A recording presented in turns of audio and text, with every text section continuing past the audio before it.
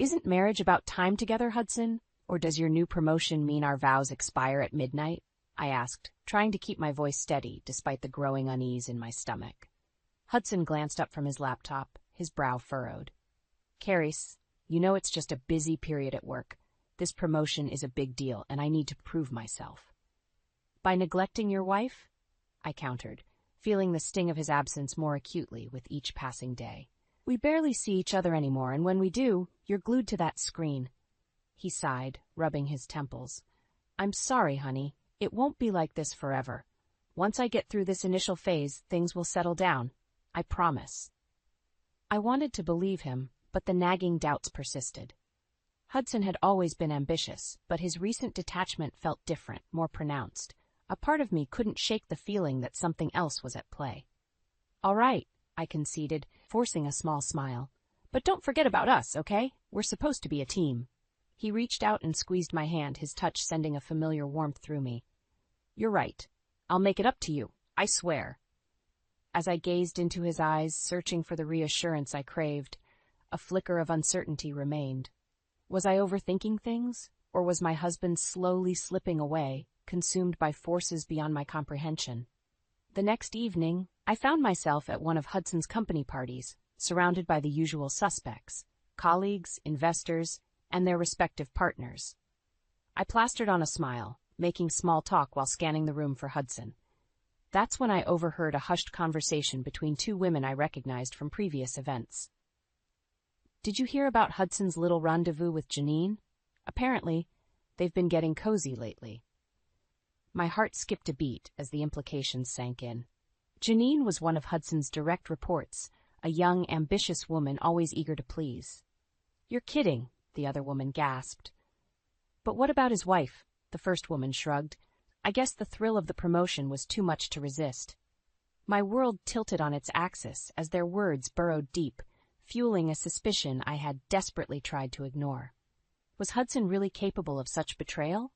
In that moment, I knew I couldn't blindly trust his reassurances any longer.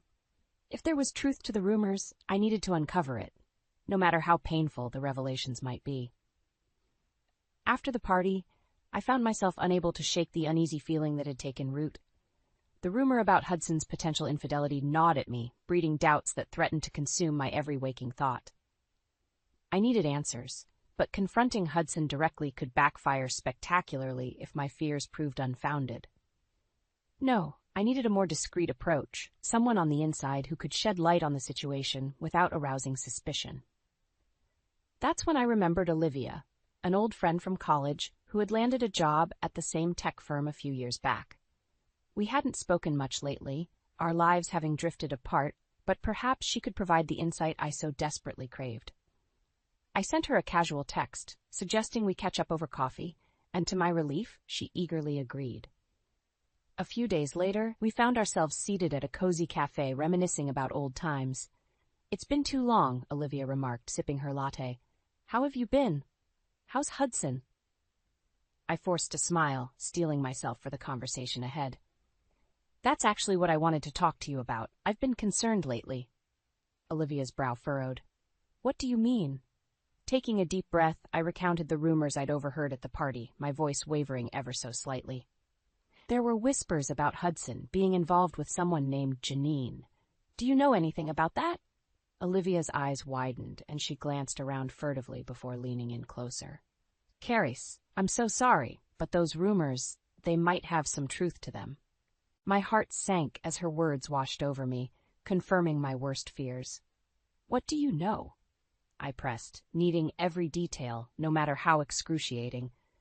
Janine and Hudson have been spending a lot of time together lately, working late nights and attending client meetings alone, Olivia explained, her voice laced with sympathy. People have seen them getting a little too close for comfort, if you know what I mean. I nodded, fighting back the tears that threatened to spill forth. And his promotion? Was any of that earned legitimately? Olivia hesitated, her expression grave. From what I've heard, he may have cut some corners, played a few underhanded games to get ahead, but I don't know all the details. In that moment, a wave of anger and betrayal washed over me, fueled by the realization that the man I had devoted myself to was capable of such deceit. Hudson had not only broken our sacred vows but had also compromised his integrity for personal gain. "Thank you for being honest with me," I managed, my voice trembling. I need to process all this." Olivia reached across the table, squeezing my hand reassuringly. "I'm here for you, Carys. Whatever you decide to do, I've got your back." As I left the cafe, my mind whirled with a torrent of emotions: disbelief, rage, and a burning desire for retribution. Hudson had shattered the trust that formed the bedrock of our marriage, and for that, he would face consequences. I knew then that I couldn't simply confront him directly.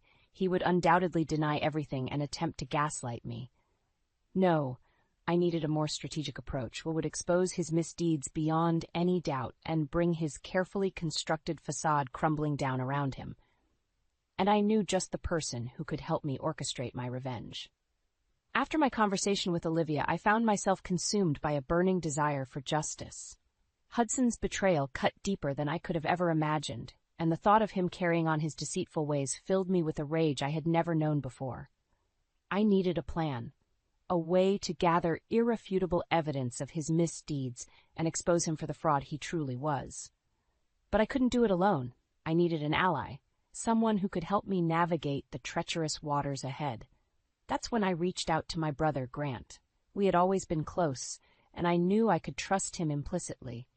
When I explained the situation, his reaction was one of shock and fury. "That son of a bitch," Grant growled, his fists clenched. "How dare he do this to you, Carys? You don't deserve any of this." I nodded, grateful for his unwavering support.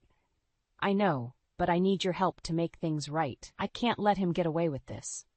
Grant's expression hardened, his eyes burning with determination. "Whatever you need, sis. I'm with you every step of the way." Over the next few weeks, Grant and I worked tirelessly, gathering evidence of Hudson's duplicity. Olivia provided us with insider information, helping us piece together the puzzle of his deceit. We uncovered incriminating emails, financial records, and even photographic evidence of Hudson's affair with Janine. The more we dug, the clearer it became that his promotion was built on a foundation of lies and underhanded tactics. "Look at this," Grant exclaimed one night, thrusting a stack of documents in my face. "He falsified expense reports, embezzled funds from the company. This guy is a criminal, Carys." I felt sick to my stomach as I pored over the damning evidence, but a part of me couldn't help but feel a twisted sense of satisfaction. Finally, I had the ammunition I needed to bring Hudson's world crashing down around him. As the days passed, I found myself grappling with a whirlwind of emotions. Anger and hurt warred with a lingering sense of love for the man I had once vowed to cherish. But his actions had shattered that bond, and I knew there was no turning back. "Are you sure you want to go through with this?" Grant asked one evening, his voice laced with concern. "This is going to get ugly, Carys? Are you prepared for the fallout?" I took a deep breath, steeling my resolve. He made his choices, Grant, and now it's time for him to face the consequences. The plan was set in motion, and there was no turning back. Hudson had sown the seeds of his own destruction, and I was determined to reap the bitter harvest. A part of me still held out hope that he might come clean, that he might show some semblance of remorse and save what little was left of our fractured relationship. But deep down, I knew better. As I waited for the perfect moment to strike, to unleash the storm of retribution upon my unsuspecting husband, I couldn't help but wonder if a part of me had been irrevocably changed. The betrayal had left scars, hardening my heart and fueling a thirst for vengeance that terrified me. But there was no going back now. Hudson had made his choices, and it was time for him to face the consequences, no matter how ugly or painful they might be. With Grant's unwavering support and Olivia's insider knowledge, our mission to gather evidence against Hudson intensified. We were like detectives on a case, leaving no stone unturned in our quest to expose his web of lies. Grant had connections in the tech industry, and he leveraged them to gain access to confidential records and communications. Late nights were spent poring over financial statements, email threads, and surveillance footage, piecing together the intricate puzzle of Hudson's deception. "Look at this," Grant said one evening, his eyes fixed on the computer screen. "He's been siphoning funds from the company into offshore accounts for months." I felt a sickening twist in my gut as the realization sank in. Not only had Hudson betrayed our marriage vows, but he had also compromised his integrity and broken the law in pursuit of his ambitions. "That bastard," I muttered through gritted teeth. "He's going to pay for this, Grant. I swear it." Grant's expression hardened, his jaw set in determination. "We'll make sure of it, sis. He won't get away with this." As the days passed, the evidence mounted, painting a damning portrait of Hudson's misdeeds. Illicit affairs, financial fraud, insider trading. It seemed there was no line he wasn't willing to cross in his pursuit of power and success. And yet, despite the overwhelming proof of his wrongdoing, a part of me still held out a glimmer of hope that perhaps, deep down, there was some justification for his actions, some explanation that could somehow make sense of the chaos he had unleashed upon our lives. But every time I entertained that notion, the memories of his lies and betrayal came flooding back, extinguishing any lingering sympathy I might have harbored. "He's a monster, Carys," Grant said one night, his voice thick with disgust. "A selfish, lying monster who doesn't deserve a shred of your compassion." I knew he was right, but still, a part of me struggled with the weight of the decision that lay ahead. To expose Hudson's misdeeds would be to set in motion a series of events that could very well destroy him, professionally, financially, and perhaps even legally. Was I prepared to go that far? To unleash a storm of retribution that could potentially consume not only him, but also those caught in its wake? As I wrestled with these questions, Grant's voice cut through my thoughts. "Carys, look at me." I met his gaze, drawn in by the intensity in his eyes. "You didn't ask for any of this," he continued. "Hudson made his choices, and now he has to face the consequences. Don't let your compassion blind you to the reality of what he's done." His words struck a chord deep within me, resonating with a truth I had been grappling with for too long. Hudson had brought this upon himself, and it was time for me to stop making excuses for his inexcusable actions. With renewed determination, I nodded, steeling my resolve. "You're right, Grant. It's time to end this, once and for all." The planning continued, each piece of evidence meticulously catalogued and organized, building an ironclad case against the man I'd once loved.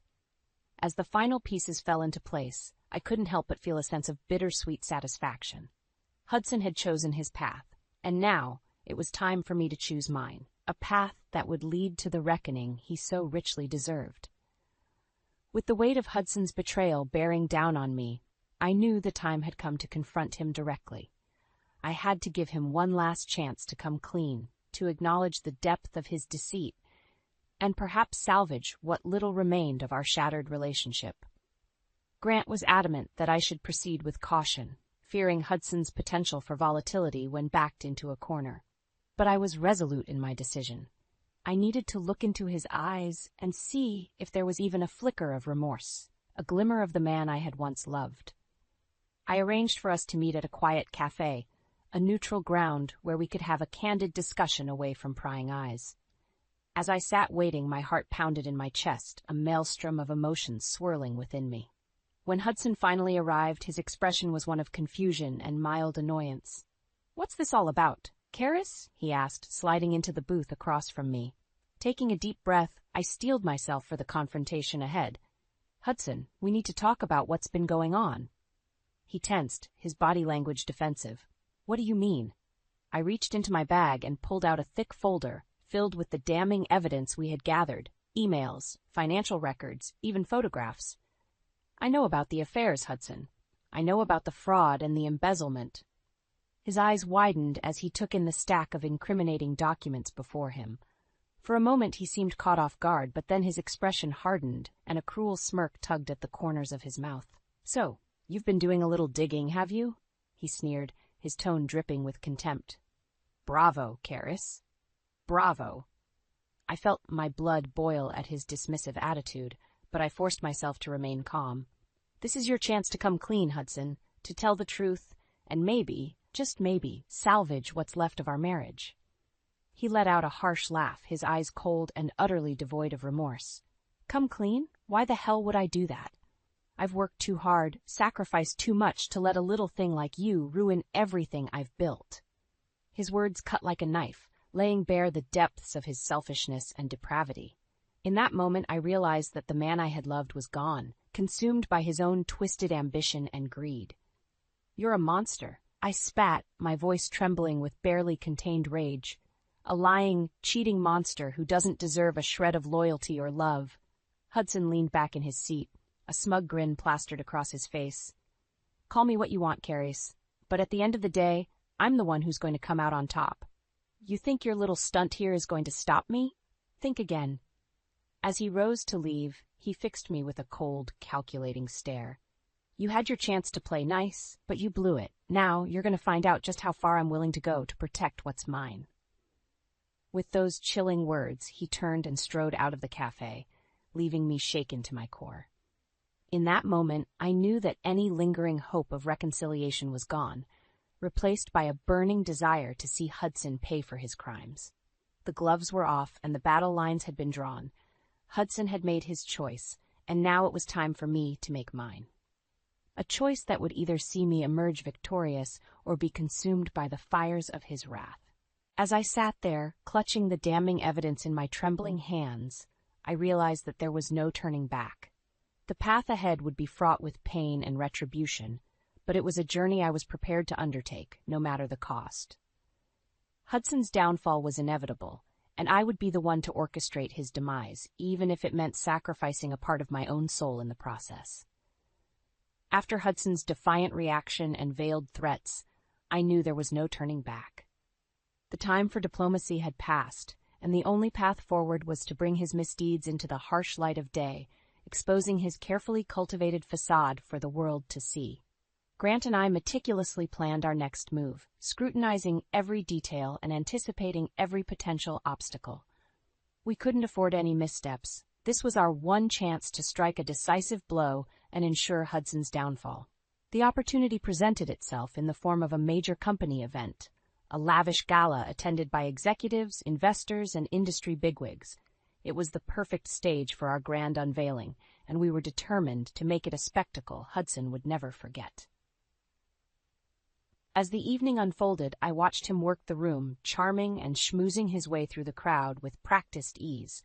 It made my stomach churn to see him so effortlessly maintain his charade, all while the weight of his deceit threatened to crush him. When the time came for the speeches and presentations, I caught Grant's eye from across the room. He gave me a subtle nod, and I knew it was now or never. With my heart pounding in my chest, I made my way to the podium, clutching the folder containing the damning evidence against Hudson. The room fell silent as I took the stage, all eyes fixed upon me. "Good evening, everyone," I began, my voice surprisingly steady despite the adrenaline coursing through my veins. "I'm sure many of you are wondering why I've interrupted this gala, but I assure you it's for a matter of grave importance." Hudson's face had drained of color, his eyes wide with a mixture of disbelief and fear. I fixed him with a steely gaze, determined to hold his attention as I methodically laid out the details of his misdeeds. "For years, my husband Hudson has been engaged in a pattern of deceit and corruption," I declared, pulling out the first piece of evidence, a printout of an incriminating email exchange. "He has been carrying on multiple affairs, including one with his direct report, Janine." Gasps and murmurs rippled through the crowd as I continued, each revelation more damning than the last. Financial fraud, embezzlement, insider trading. No stone was left unturned as I methodically dismantled Hudson's carefully constructed facade. Throughout it all, Hudson remained frozen in place, his face contorted in a mask of rage and disbelief. When I finally fell silent, the room was engulfed in a deafening silence, punctuated only by the occasional gasp or whispered exclamation. Then Hudson found his voice. "You lying bitch," he snarled, his composure crumbling. "You think you can just waltz in here and ruin everything I've built? You're delusional." But his protestations fell on deaf ears as I produced the final piece of evidence, a damning video recording that captured his misdeeds in vivid detail. As the footage played out on the massive screens flanking the stage, Hudson's face drained of color, and he sank back into his chair, utterly defeated. In that moment, I knew I had won. Hudson's carefully constructed empire had come crashing down around him, his lies and betrayals laid bare for all to see. As security escorted him from the premises, his eyes met mine one final time, and I saw a flicker of something I hadn't expected: regret. But it was too little, too late. The damage had been done, and there was no turning back. In the aftermath of the explosive revelation, the fallout was swift and severe. Hudson was promptly fired, and legal proceedings were soon underway, threatening to strip him of everything he had so ruthlessly acquired. As for me, I felt a strange sense of catharsis, tempered by a lingering sadness for the man I had once loved. But ultimately, I knew I had done the right thing, not just for myself, but for all those he had wronged in his relentless pursuit of power and success. The road ahead would be long and arduous, but for the first time in what felt like an eternity, I could breathe a little easier, secure in the knowledge that justice had been served. In the aftermath of Hudson's public downfall, the wheels of justice continued to turn with relentless momentum. With the evidence I had painstakingly gathered, the authorities wasted no time in building a case against him, leaving him little choice but to face the consequences of his actions. As the legal proceedings unfolded, I found myself embroiled in another battle, the battle for our shared assets and the life we had built together. Hudson, desperate to salvage what little he could, fought tooth and nail to maintain control, but I was determined not to let him walk away unscathed. "He's going to try and bury you in paperwork and legal jargon," Grant warned me one afternoon as we strategized our next move. "But we've got the upper hand here, Carys. Don't let him intimidate you." With Grant's guidance and the support of a formidable legal team, I navigated the treacherous waters of the divorce proceedings, steeling myself for the inevitable confrontations with Hudson. True to form, he resorted to every dirty trick in the book, attempting to gaslight and manipulate me at every turn. "Carys, please," he pleaded during one particularly heated exchange. "You know I never meant to hurt you. It was all just a misunderstanding. We can work through this." I fixed him with a withering glare, utterly unmoved by his hollow words.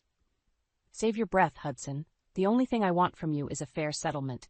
Nothing more, nothing less." His facade crumbled, and the true depths of his rage and bitterness were laid bare. "You think you've won, don't you?" he snarled, his eyes burning with hatred. "Well, you're wrong. I'll make sure you pay for this, one way or another." But his threats rang hollow, a desperate attempt to regain some semblance of control. With the weight of evidence stacked against him, Hudson had no choice but to accept the terms of the divorce, which stripped him of a significant portion of his ill-gotten wealth. As the final papers were signed, I couldn't help but feel a sense of satisfaction wash over me. Hudson had been brought to his knees, his once towering ambitions reduced to rubble by his own hubris and deceit. In the weeks and months that followed, I turned my attention to rebuilding my life, surrounding myself with the unwavering support of Grant, Olivia, and those who had stood by me through the darkest of times. Hudson, on the other hand, found himself adrift, his professional and personal life in tatters. Whispers of his misdeeds spread like wildfire, making him a pariah in the very circles he had once coveted. On occasion he would reach out, his messages dripping with desperation and remorse. "Carys, please, you have to forgive me," he begged in one email. "I was a fool, and I've lost everything that matters. Give me one more chance, I'm begging you." But his pleas fell on deaf ears. The wounds he had inflicted ran too deep, and the man I had once loved was little more than a distant memory, eclipsed by the monster he had become. As I forged ahead, building a new life on my own terms, I couldn't help but reflect on the journey that had brought me to this point. The betrayal, the pain, the burning desire for vengeance, it had all been a crucible, forging me into a stronger, more resilient version of myself. And while the scars of Hudson's deception would never fully heal, I took solace in the knowledge that I had emerged victorious, my integrity and self-worth intact. As for Hudson, he would forever be a cautionary tale, a reminder of the insidious nature of unchecked ambition and the consequences that awaited those who dared to cross the lines of loyalty and trust. In the end, the sweet taste of retribution was tempered by a lingering bitterness, but I knew that I had done what was necessary to reclaim my life and my dignity, and for that I had no regrets. With divorce finalized and Hudson's machinations laid bare, I found myself at a crossroads. The life I had once known was gone, replaced by the harsh realities of his betrayal and the aftermath of my quest for vengeance. But even in the midst of the turmoil, a part of me refused to be defined by Hudson's actions. I was determined to forge a new path, one that would allow me to not only heal, but also to help others who found themselves in similar situations. That's when the opportunity to work with a local nonprofit organization focused on empowering women presented itself. It was a chance to take my own experiences and channel them into something positive, a way to ensure that no one would have to endure the pain and heartbreak I had faced alone. "This is perfect for you, Carice," Grant enthused when I shared the news. "You've been through hell, but now you can use that to help others find their strength." With his unwavering support and the encouragement of my close friends, I dove headfirst into the work, pouring my heart and soul into advocating for those who had been wronged, betrayed, and cast aside. It wasn't easy, of course. There were days when the memories of Hudson's deceit would come flooding back, threatening to overwhelm me with a tidal wave of anger and sadness. But each time I felt myself slipping, I found strength in the stories of the women I worked with, their resilience, their determination to rise above the ashes of their own shattered dreams. Through it all, I couldn't help but wonder about Hudson's own journey. Where had his fall from grace taken him? Was he still clinging to the delusions of grandeur that had fueled his downward spiral, or had the weight of his actions finally broken through his arrogance? The answers came in sporadic bursts, whispers, and rumors that filtered through the grapevine. He had been forced to downsize, selling off his lavish possessions and moving into a modest apartment. Job prospects were scarce, his reputation forever tarnished by the scandal he had brought upon himself. A part of me felt a twinge of pity for the man I had once loved, but that fleeting emotion was quickly eclipsed by a sense of justice. Hudson was finally reaping the consequences he had sown, a bitter harvest of his own making. As for me, I found solace in the knowledge that I had emerged from the darkness stronger, more resilient, and with a renewed sense of purpose. The scars of Hudson's betrayal would never fully heal, but they had become a part of my narrative, a testament to the trials I had endured and overcome. And as I looked towards the future, I couldn't help but feel a sense of optimism and hope. The road ahead would undoubtedly be paved with challenges, but I knew that I had the strength and the support system to navigate them, one step at a time. In the end, Hudson's legacy would be one of cautionary tale, a reminder of the insidious nature of unchecked ambition and the consequences that awaited those who dared to cross the lines of loyalty and trust. But my story, I hoped, would be one of resilience, of rising from the ashes of betrayal and forging a new path, one that would inspire and empower others to find their own strength in the face of adversity. And as I looked back on the journey that had brought me to this point, I couldn't help but feel a sense of pride, not just for the justice I had served, but for the person I had become in the process. The future was uncertain, but one thing was clear. I was no longer a victim, but a survivor, ready to embrace whatever challenges lay ahead with a newfound sense of purpose and resolve.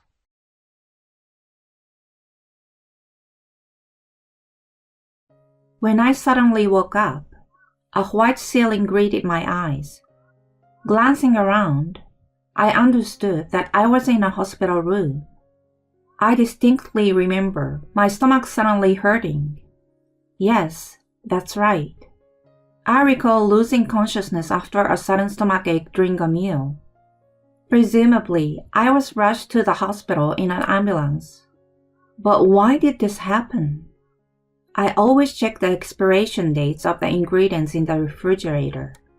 I haven't eaten out anywhere. If not, what caused such a stomachache?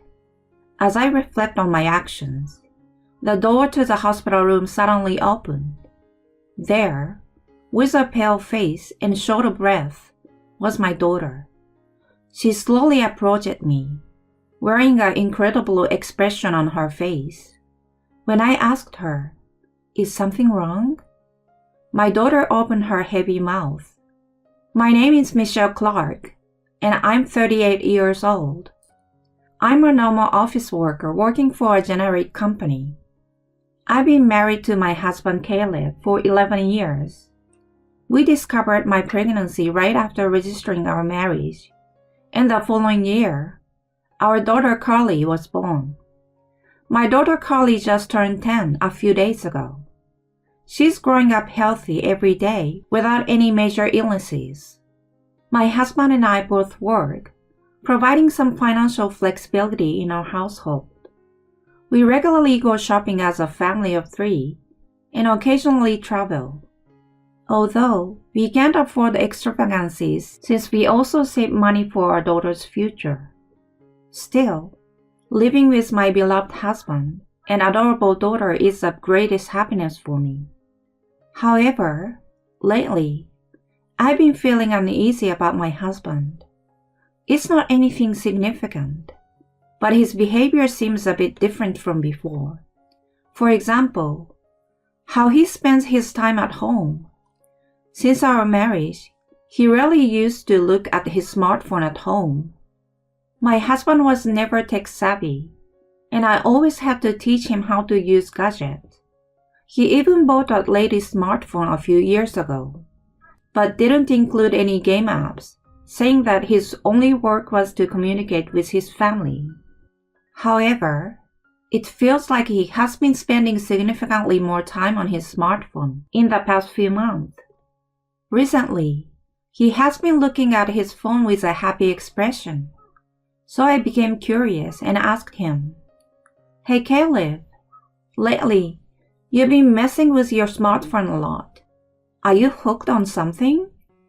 Huh? No, it's not like that. It's an app my junior colleague at work recommended, and it's really interesting. Oh really? Then why not teach it to Carly too? She just got a smartphone, you know. Yeah, that's a good idea. But teaching her game apps might interfere with her studies, right? It's okay. She's responsible. Yeah, that's true. Okay, I will teach Carly next time. My husband, with a somewhat awkward smile, desperately tried to maintain his usual demeanor. However, it's been 11 years since we got married. As a wife, I easily notice when something is off with him. Since our daughter was already asleep, I continued my investigation. Hey Caleb, there's really something, right? Huh? What are you talking about all of a sudden? There's nothing. But things have been different lately. You are always on your phone, and on days off, you go out for practice alone. So we have fewer opportunities to go out as a family, unlike before. Well, you see, there is a company golf outing and camping with colleagues. Various work-related events, you know.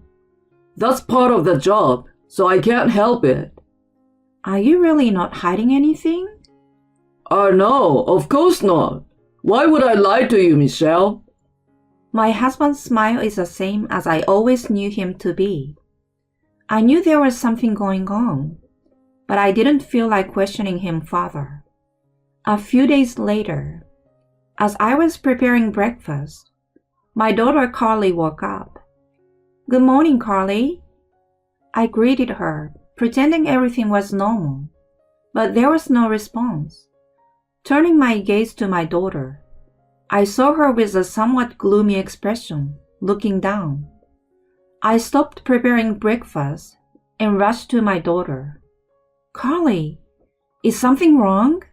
Are you feeling unwell?" No, I'm fine." "But you seem down. Did something unpleasant happen at school? You didn't seem like this last night." "Well, Mom, no, it's really nothing. I'm fine." "Carly?" I felt a sense of discomfort in Carly's way of speaking, but in such cases, pressing too much would be counterproductive. If she is troubled by something, it's better to wait until she wants to talk. I stopped trying to inquire further and gently spoke to my daughter. "Carly, if there is anything, you can always talk to me." I will do anything to help you. For your sake, Carly. Mom, I'm sorry. Thank you. It's okay. No need to apologize. Adolescence is a time when you worry about very things, right? I was like that too. My daughter smiled a little awkwardly at my words. I had thought that Carly was troubled by something at school. However, at that moment, I still hadn't realized that my daughter's worries were much bigger than I had imagined. A month passed, but my husband's behavior had definitely become strange. He used to come home at 9 p.m. no matter how late, but lately, he has been coming home beyond midnight every night. My daughter and I would fall asleep without waiting for his return, but we always woke up at the sound of the front door opening. Checking the smartphone, it was past midnight, and on some days, it was even past 1 a.m. Certainly, after enduring such days for 2 weeks, I could sense that something was wrong. I couldn't overlook this anymore. That's what I thought. So I decided to wait for my husband to come home and talk things over. As I dozed off while waiting, the front door finally opened after midnight. My husband seems to be on the phone with someone, and I could hear a cheerful conversation. They were talking in the hallway, so I couldn't make out the content of the conversation, but it was too loud for just talking to oneself. Welcome back. Who were you talking to? In the hallway, when I greeted my husband, he opened his eyes wide and quickly pocketed his smartphone. Oh, you're awake. Huh? Weren't you on the phone just now? Is it okay to cut off the call so suddenly like that? Huh? What call? I wasn't on the phone. I was watching a video, so maybe you heard the audio? A video? You were watching it while walking home? I've been into it lately. Just listening to the audio is interesting enough, like a radio show. The husband is clearly flustered. Once I noticed this, I sat him down on the couch and asked him clearly, Hey, isn't it strange that you've been coming home so late recently? Oh, what's strange about it? It's just overtime. There's nothing I can do about it. Has there been overtime every day like that? For almost the past 10 years, there was hardly any overtime, and you used to come home by 9 p.m. at the latest. Why is there suddenly so much overtime now? Isn't it strange? Even if you say that. Hey now, we are short-staffed. Young people these days quit so easily. Even so, is it normal for you to suddenly have so much overtime? Do other people at the company also stay this late? I'm doing voluntarily. I want to get promoted and be useful to everyone. You'd understand my feelings, right, Michelle? I too am an office worker like my husband. I would like to be promoted if I could. I understand that feeling. However, every day, just like this, he comes home after midnight and sacrifices every holidays. Being someone with a family, I wonder as a father, is that really okay? Even our daughter Carly must have been feeling lonely all this time. Worried about the weakening bonds within the family, I confronted my husband directly. Hey Caleb, I understand that you want to work hard, and I support you. But can't you think a little about Carly? About Carly? We haven't been going out together as a family for a while, right? Every day, you come home late. Carly doesn't get to see her father, and she must be feeling lonely. Oh, well, yeah, that's true. I will try to adjust my work schedule. Thank you. I appreciate it. Yeah. My husband responded wearily, took out his smartphone, and started using it. It was to the point that I doubted whether he had even listened to my words. As expected, my husband didn't change his behavior, and the days of late returns continued. Despite my regular requests for him to come home early and spend holidays with our daughter, he insisted that work was busy. It seemed like my husband found my reminders bothersome. Over time, he started ignoring me when I spoke, and our conversations as a couple almost disappeared. One day, something unusual happened. On this Friday, my husband returned home unusually early, and then he made a surprising statement. Tomorrow, I will take care of all the housework. Let's go out as a family during the day. Eh? Really? Yeah, I've been making you and Carly feel lonely all the time. Thank you, Caleb. Finally, it seemed like my feelings had gotten through, and tears welled up. True to his declaration, the next morning, my husband finished cleaning, did the laundry, and even prepared breakfast. On the table were scrambled egg, toast, salad, and yogurt. It wasn't a complicated menu, but the fact that he made it was heartwarming. At my seat, there was even coffee, showing consideration from my husband. Let's eat. Is it strange to have a meal together as a family of 3? Carly still seemed preoccupied, but going out together might lift her spirits. While thinking about this, I felt a discomfort in my stomach as we continued breakfast.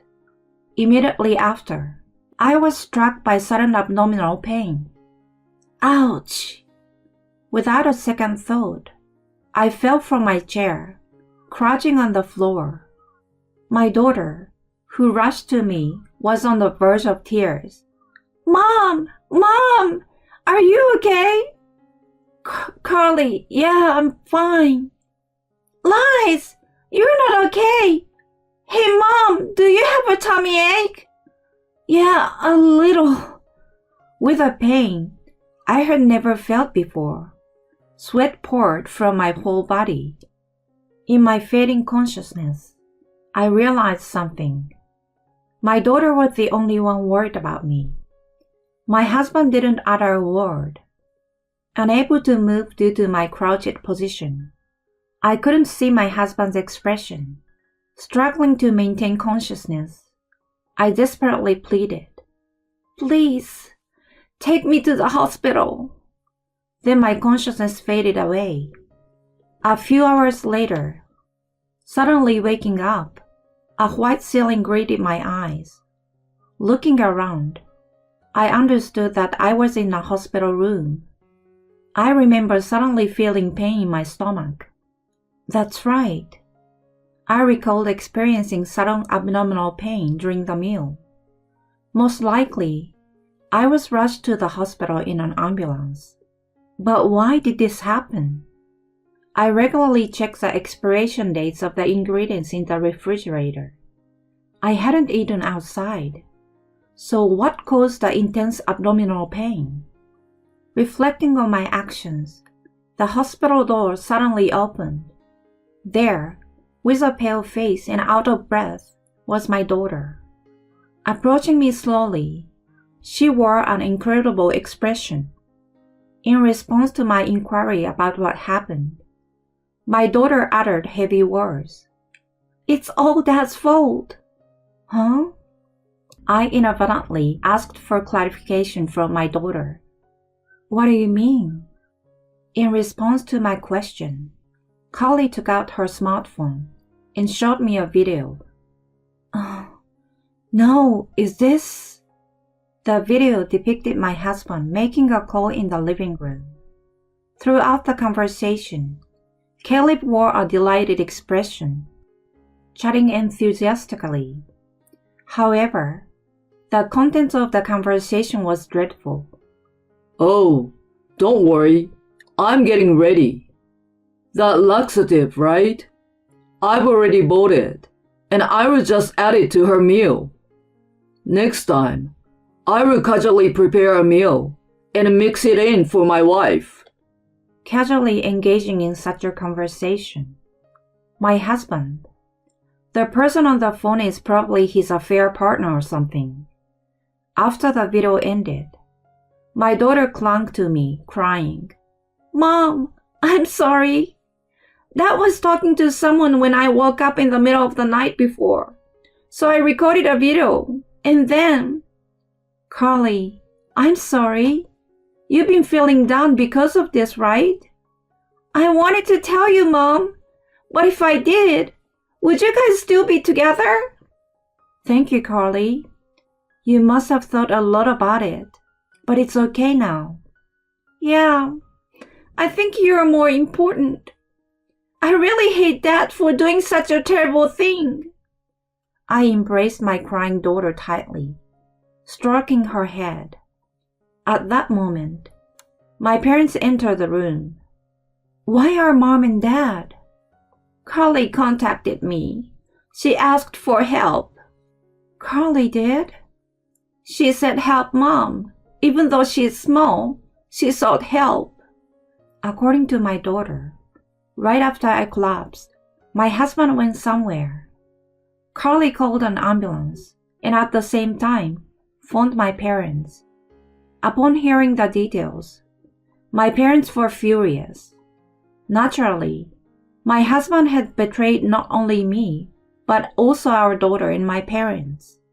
At that time, an anger I had never felt before overwhelmed me. Without a doubt, I couldn't continue this relationship as a married couple. Then, a short time later, the door to the hospital room opened again. To my surprise, my husband, looking panicked, came running in. "Michelle, are you okay?" His blatantly insincere attitude left me without words. If I remained silent, he would continue speaking with faint sniffling. "Sorry, I went out during the meal. We were out of milk, so I thought I would go buy some." "Oh, really? Weren't you in the same room when I collapsed in pain?" Just at that moment, I happened to step outside. Sorry, if I had been there with you at that time." My husband, feigning tears, received cold stares from everyone present. He hadn't yet realized that his lies had been exposed. To my husband, I bluntly said, "Just so you know, everyone already knows what you orchestrated." "What? What are you talking about? What did I do?" Carly showed me the video of you talking to your affair partner. You were discussing putting a laxative in my food and how enjoyable it would be. "Why would I do that?" My husband, looking alarmed, fell silent. Upon seeing his demeanor, I became convinced that he had indeed plotted the affair. Piercing stares from my mother, daughter, and even me were directed at him. As my husband visibly turned pale, I delivered the final blow.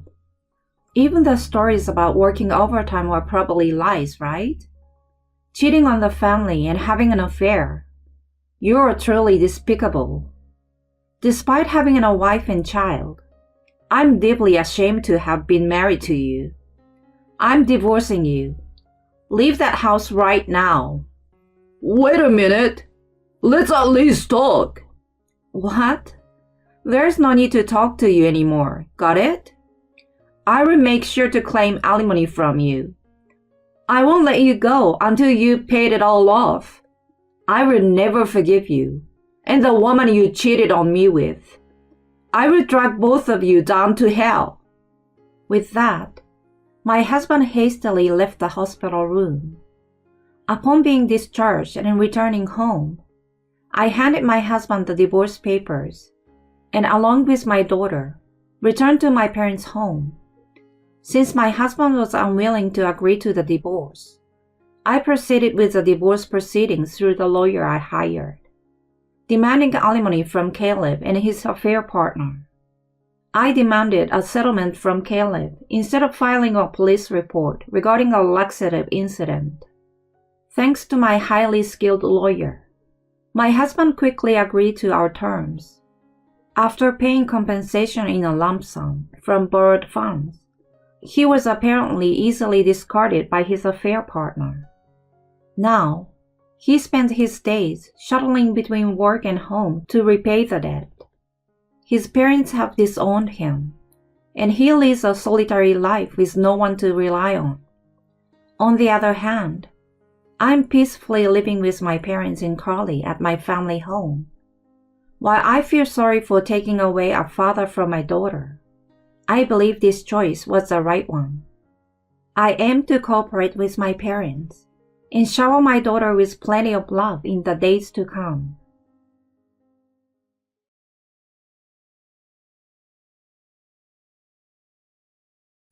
When I returned home for the first time in 6 months, my father spoke with an intense tone.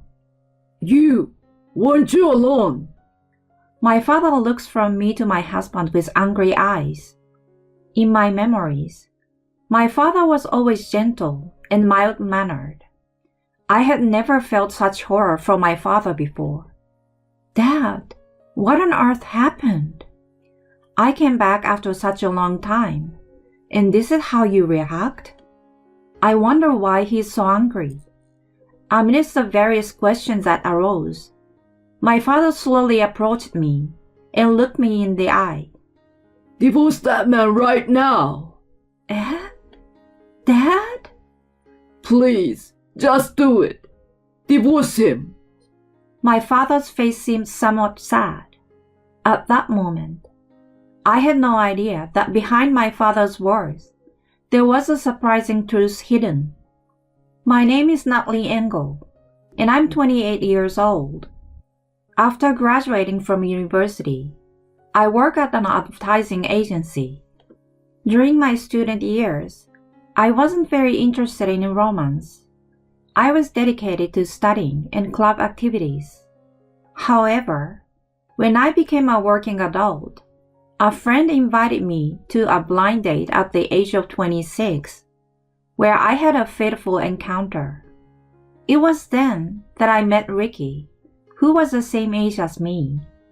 He worked for a very ordinary company, and his annual income was quite average. However, I was drawn to his personality, which was exceptionally kind and accepting of every aspect of me. We exchanged contact information, started going out regularly, and after a year of dating, he proposed. I happily accepted the proposal, and we became a married couple. The other day, it had been exactly half a year since we got married. Even after transitioning from boyfriend to husband, Ricky hasn't changed. He still listens to my stories attentively and treats me kindly, just like during our dating days. However, recently, I've been troubled by something concerning my husband. It's the fact that his job has become so busy that we can't spend much time together as a married couple. During our dating and early marriage days, he used to finish work promptly and come straight home. Although there were occasional work-related events or drinking parties, he always informed me in advance, so I never felt anxious. But recently, there have been times when he returned home late without any communication, and I don't understand the reasons.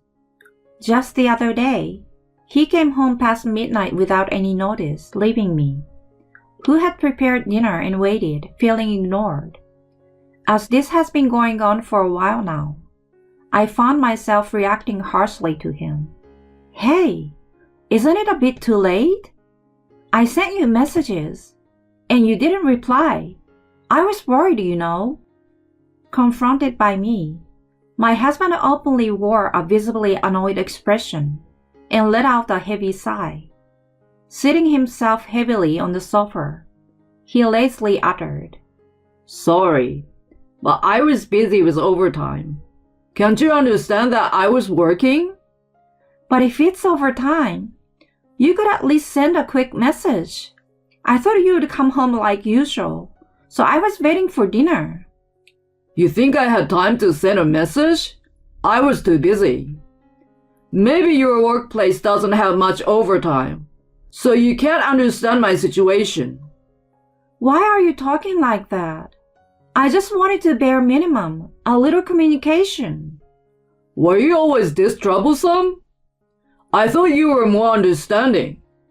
But, overwhelmed by shock, I couldn't say anything more. My husband let out another big sigh and left the living room. As he left, he casually mentioned sleeping separately for a while. And with a slamming of the door, the tense air in the room dissipated.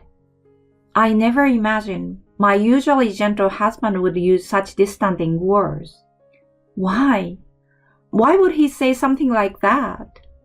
We promised each other before marriage that if there is anything on our minds, we'd talk about it. I just wanted to improve our relationship as a married couple. Why did it have to come to this? Holding back the welling tears, I desperately headed to the bedroom.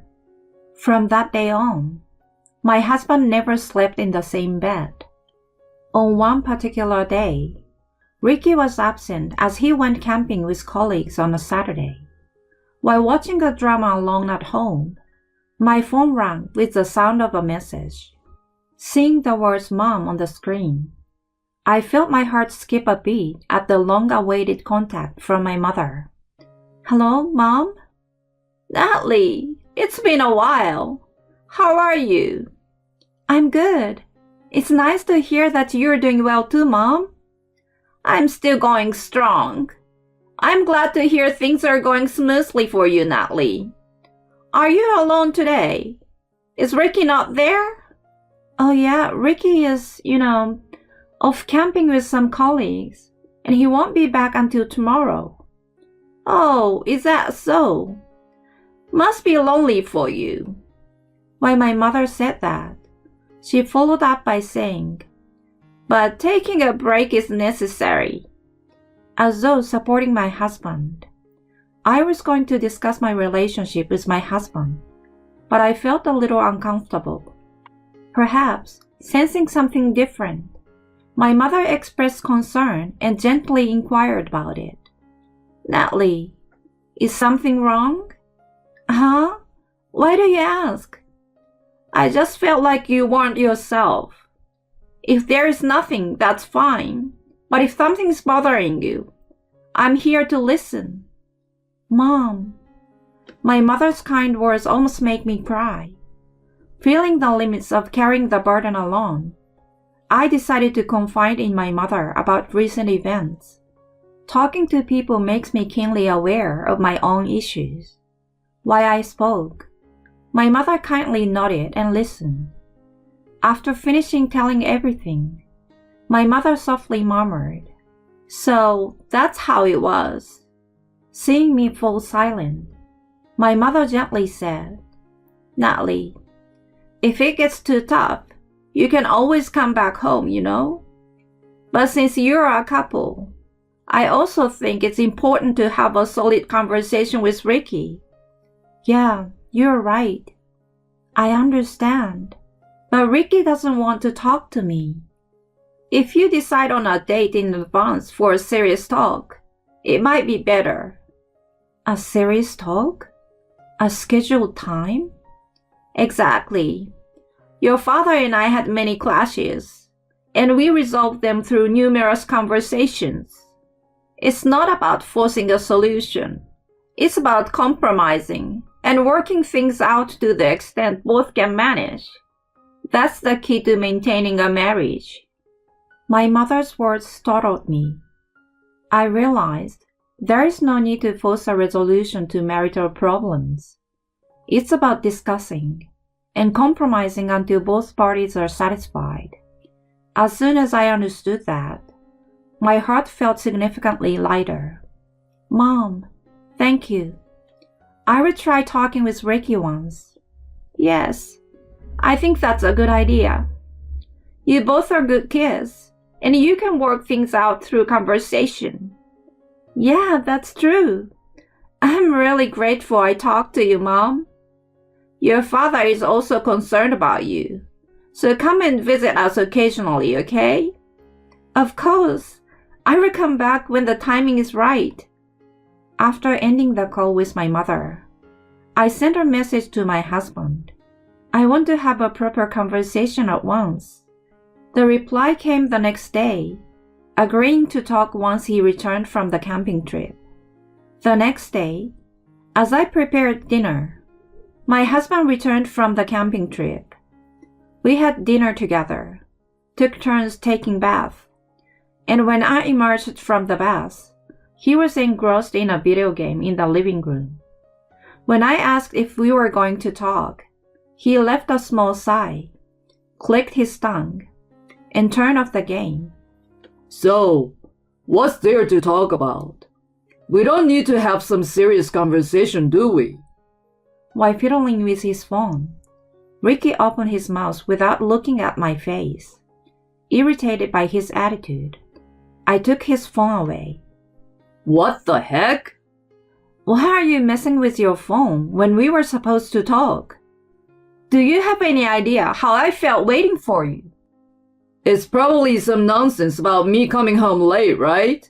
Sorry, but talking won't make me come home any earlier. I'm not trying to say that. I just want you to communicate properly with me. I want to spend some weekends going out together occasionally. So it's about that after all. Basically, you want me to set aside more time for you, right? No, that's not what I'm saying. Desperately pleading, I found that my husband had no intention of listening. On the contrary, he visibly became more upset, glaring at me intensely. In the end, that day, the conversation went nowhere, and we reluctantly went to bed in the heavy atmosphere. My heart was on the verge of collapse. A month later, on this day, it was the anniversary of my grandfather's death, so I had to return to my parents' house for the first time in 6 months. Since that day, there had been no improvement in my relationship with my husband, and the car ride was filled with an awkward silence.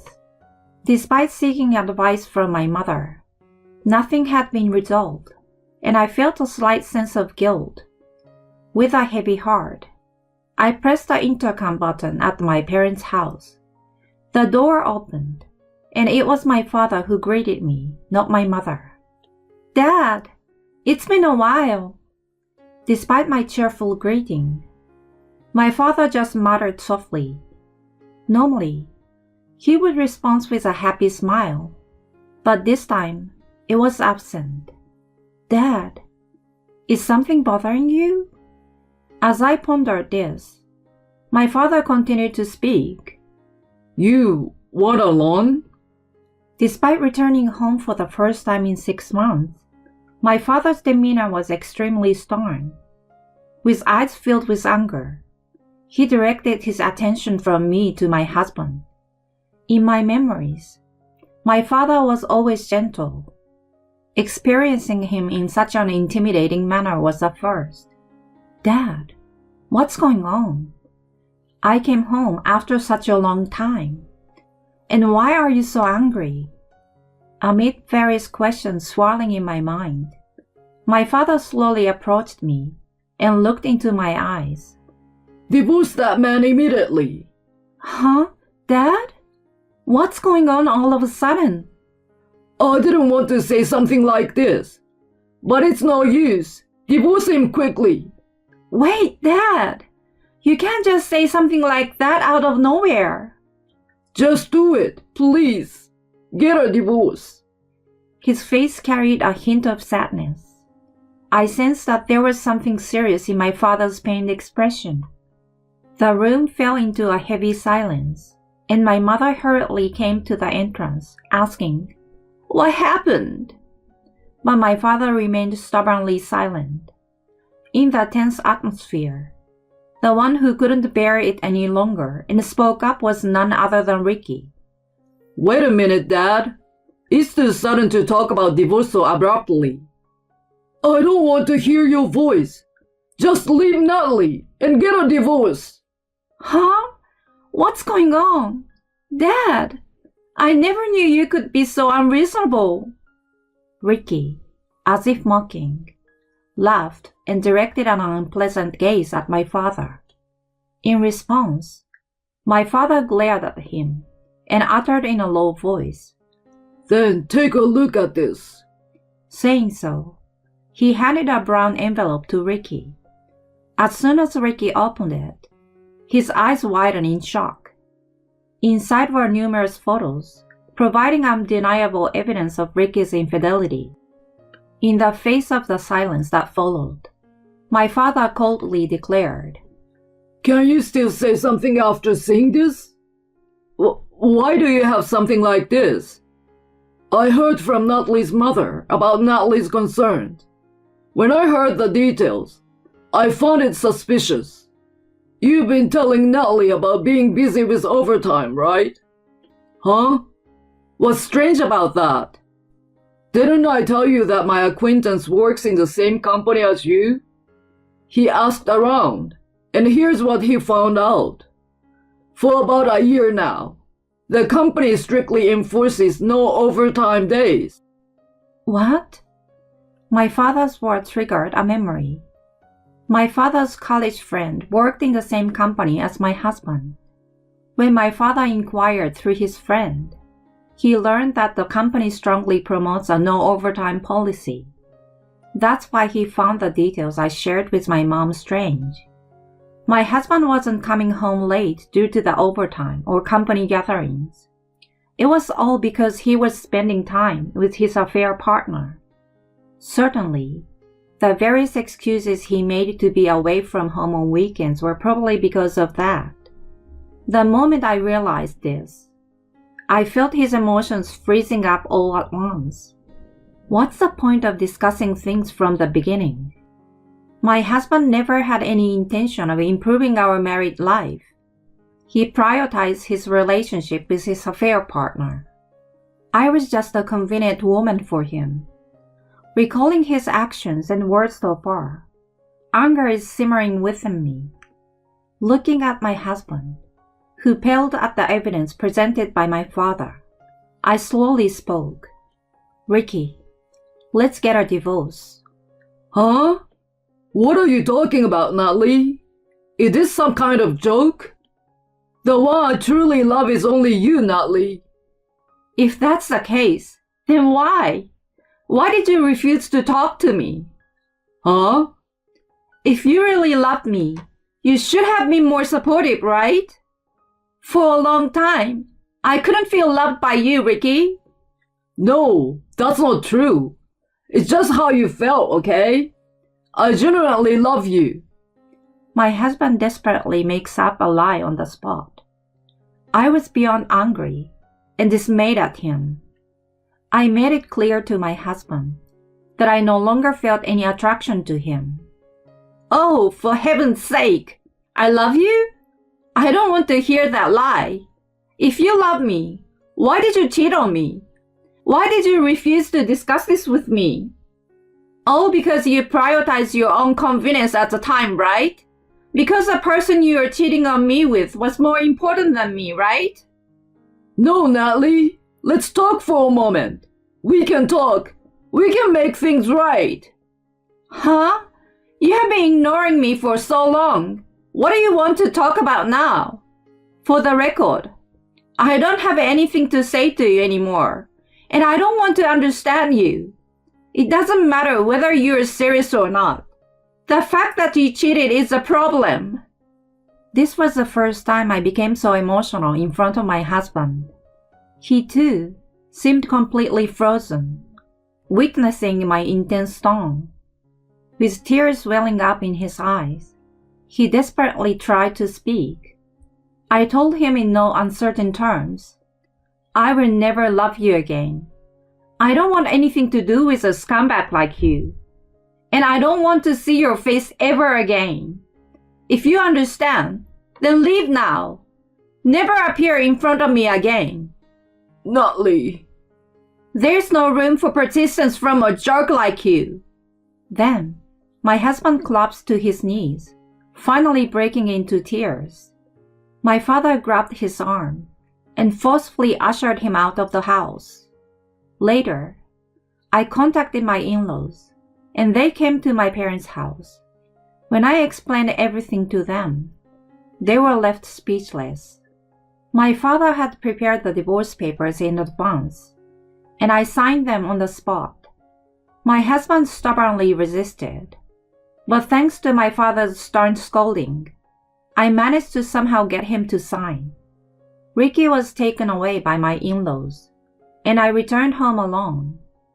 I packed up all his stuff at home and sent it to my in-laws. Rumor has it that Ricky has become completely disheartened and is now not even going to work. Because I claimed compensation, my husband's relationship with his affair partner worsened, and now he lives shut in at his parents' house. Moreover, paying compensation to me depleted his savings.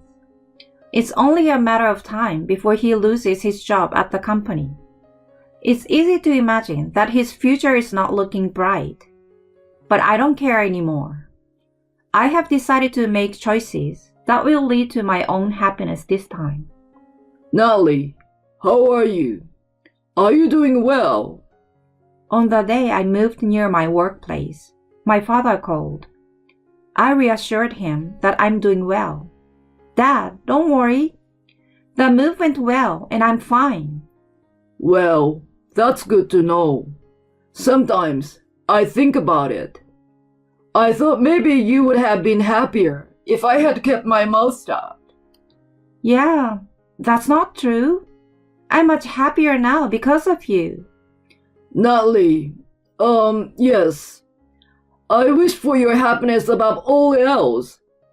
Thanks to my father, I'm where I am now. The reality is that I'm much happier now than when I was in my married life. From now on, I want to prioritize my own happiness for the sake of my parents who care about me.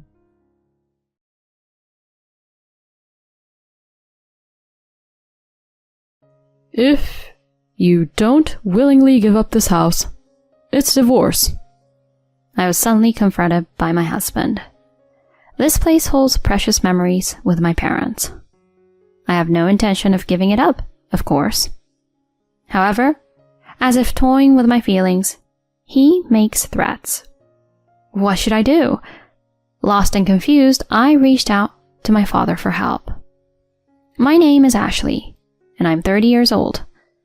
I support the household as a full-time housewife. It's almost 2 years since I married my husband, Gary. For my sake, he's been working diligently since I left my job after getting married. However, after the death of my father-in-law, my mother-in-law decided to move into the apartment where we lived, and the ordinary routine was quickly disrupted. To my surprise, I was told of my mother-in-law's move the day before we moved in together. Oh, by the way, Mom will be coming here from tomorrow. My husband, returning home, casually declared. Huh? Does that mean she's coming to visit? Not coming to visit, but moving into this house. So, take care of things like cleaning. Moving? Is your mother-in-law going to live in this house? Dad's gone, so it's only natural, right? If things continue as they are, my mother will be alone, at home. Looking back now, I had a slight sense of unease about my husband's way of thinking from this time. In a typical scenario, there should have been a conversation with me, the daughter-in-law. However, in my case, cohabitation was decided without my awareness. My husband was right. My mother-in-law arrived the next day at noon with a large amount of luggage. It's been a while, Mom. Please, come in. For some reason, my mother-in-law seems unhappy with me as I greet her. Hey, Ashley. Normally, shouldn't you have come to pick me up at the station? Well, I didn't know when you would arrive, so... In such cases, you should have contacted me, right? Honestly, you're so thoughtless. I'm sorry. This is why daughters-in-law are useless.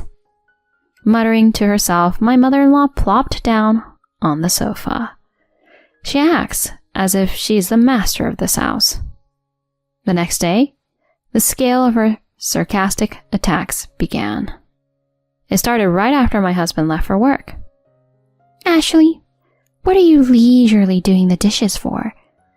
Laundry in the morning is the priority, isn't it? I'm sorry. I'll prioritize after finishing these dishes. I'm telling you, our priorities are different. After having breakfast at home, the first thing you should do is the laundry. Even if you say that, just be quiet and listen to what I say. A daughter-in-law talking back to her mother-in-law.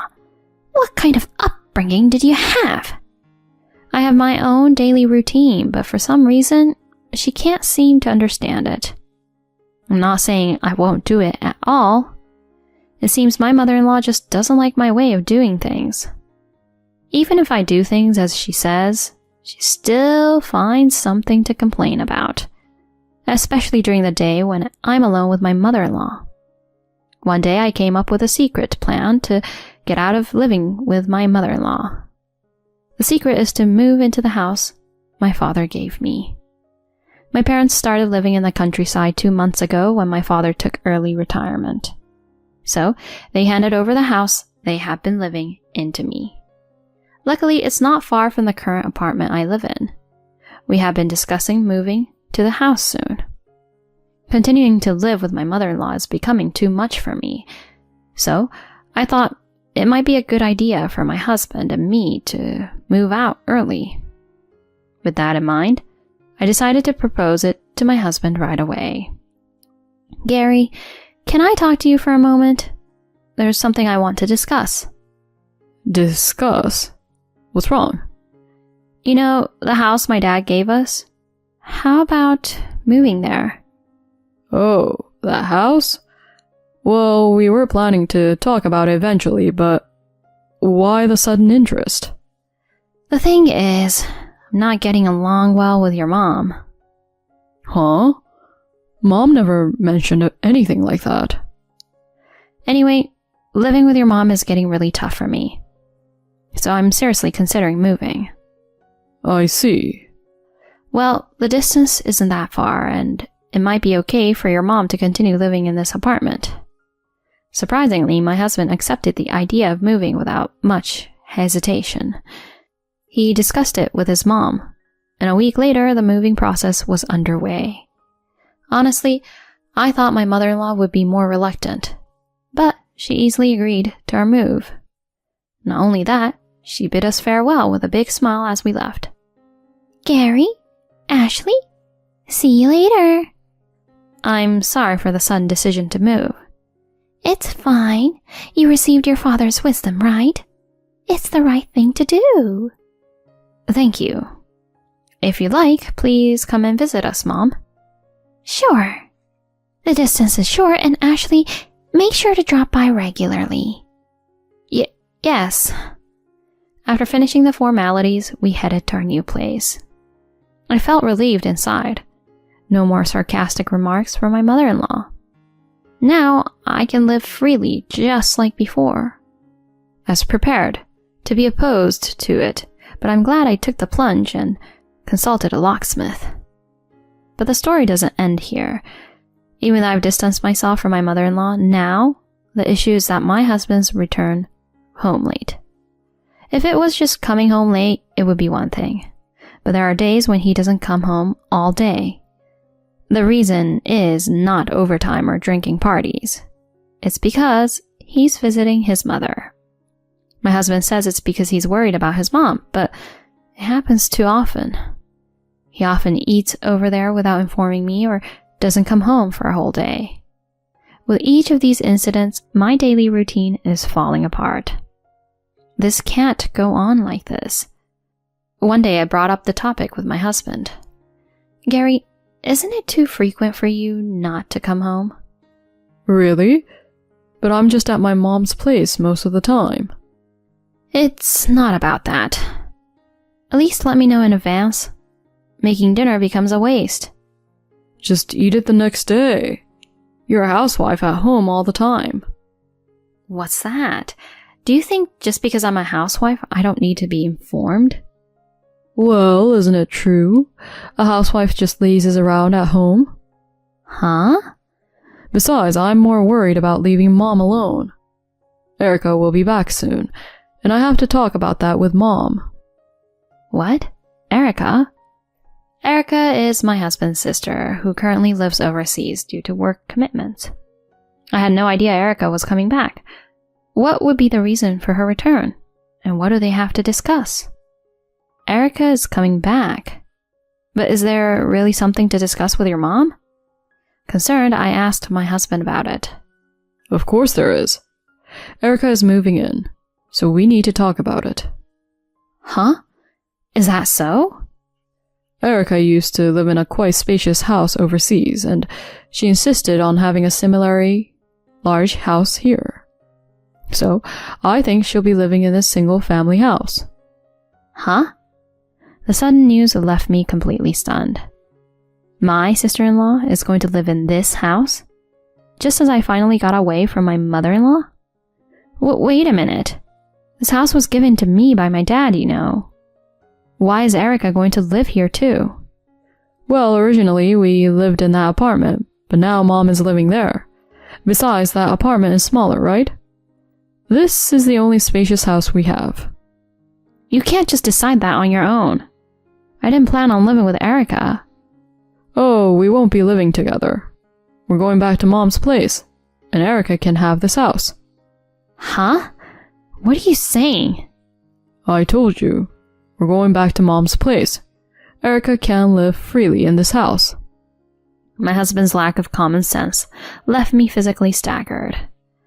I continued to insist that I had no intention of living together, and my husband got upset with me. Cut it out already. You can live here thanks to me, so shut up and listen. Don't mess around. This is the house I inherited. Why should Erica get it? It's a shame for you to live in such a splendid house, right? Erica has lived abroad for a long time, and I've told her I have a big house waiting for her. It's too late to say it's impossible now. I don't care. Anyway, I hate it. All you do is complain. That's enough. Cool your head a bit.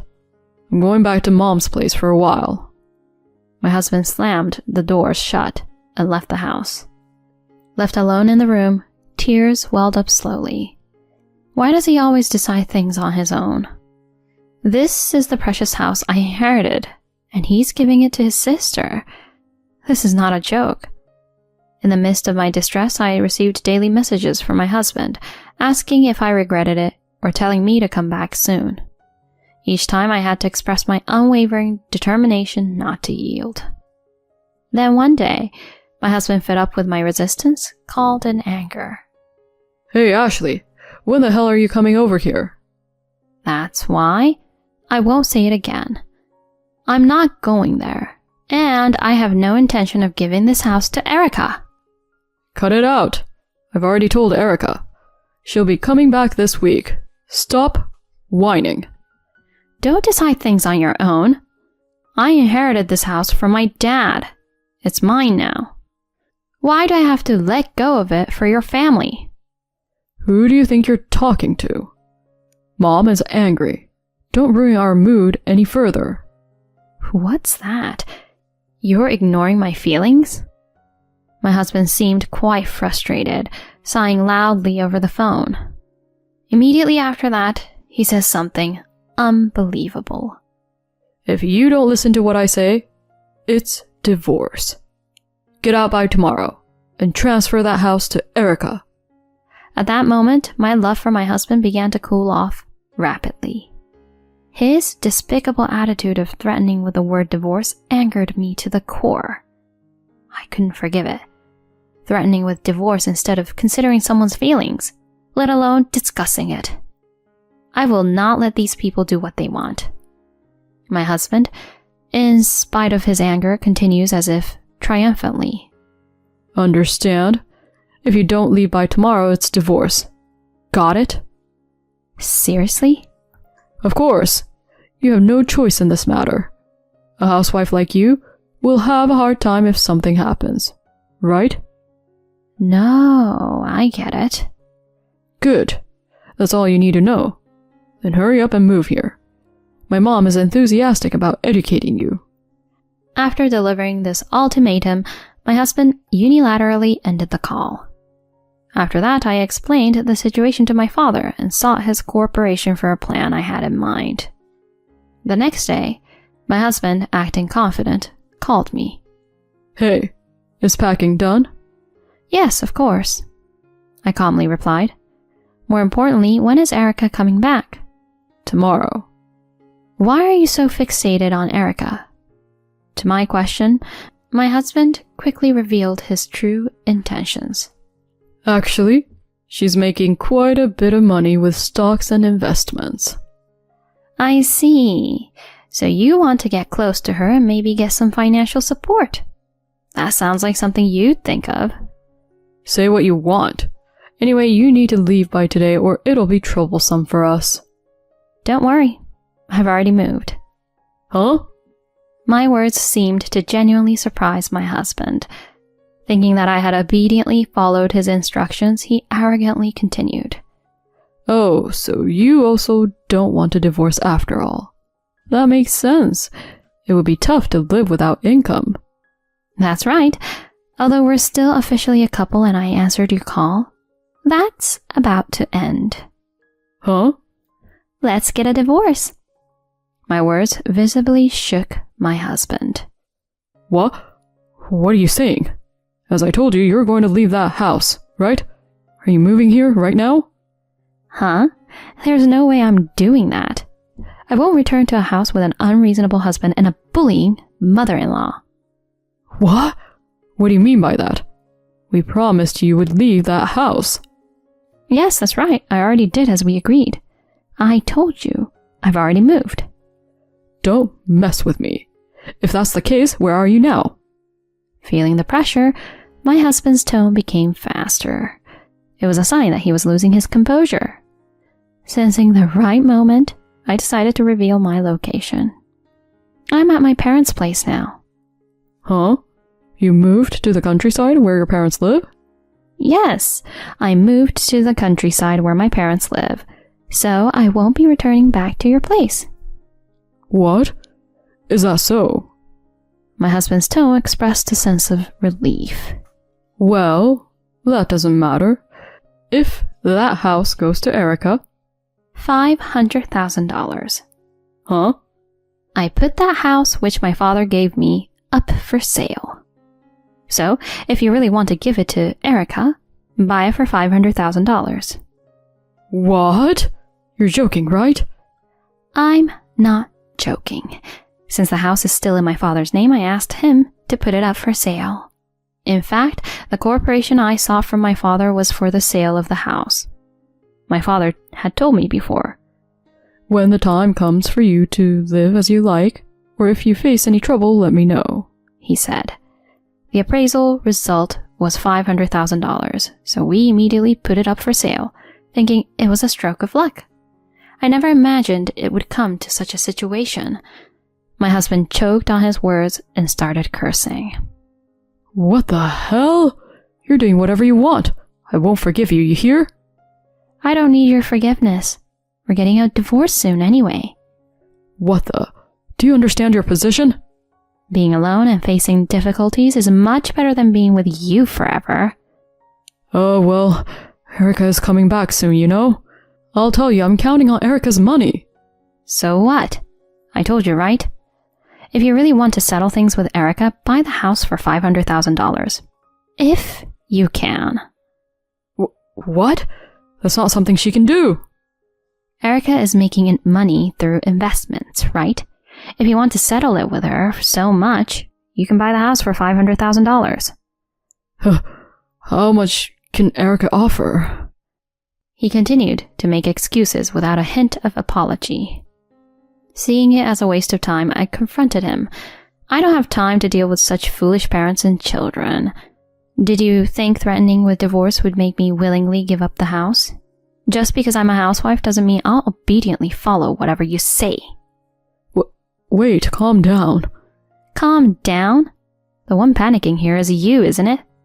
I won't be controlled by you and your family any longer. I won't continue being a part of this family with you people. Don't ever get involved in my life again. Go to hell with your beloved mom. Yelling loud enough for the neighbors to hear, I said this and left abruptly. Of course, I immediately blocked his calls and cut off all means of communication with my husband. Afterwards, I consulted a friend who is a lawyer to initiate divorce mediation with my husband. It took some time, but I was able to proceed with a divorce due to my husband's fault.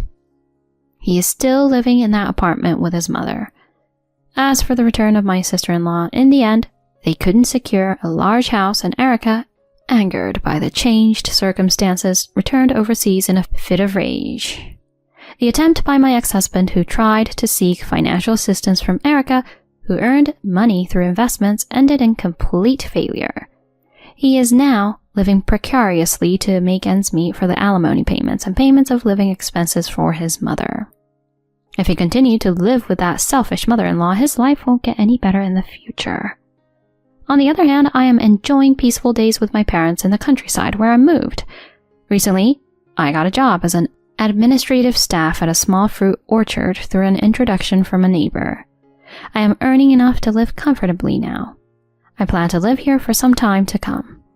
I will stay by their side as long as I can to repay my parents.